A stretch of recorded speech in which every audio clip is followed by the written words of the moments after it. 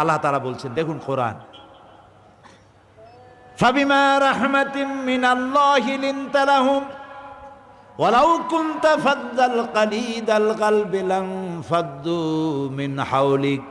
আল্লাহ তাআলা বলেন, হে নবী, আপনার প্রতি আল্লাহর করুণা হচ্ছেই আল্লাহ আপনার দিলটাকে নরম বানায় দিয়েছেন।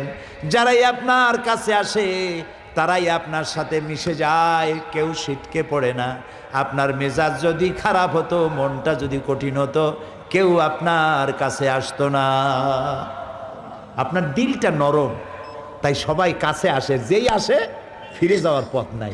হযরতে আনাস, আমি আপনাদেরকে হাদিস শোনাচ্ছি, গল্প নয় একটাও। হযরতে আনাস ছোট্ট মানুষ, ভাগ্যবান মানুষ, 8.5 বছর বয়সের সময় রসুলের খাদেম হওয়ার সৌভাগ্য অর্জন করেছেন। সুবহানাল্লাহ। 8.5 বছরের ছেলে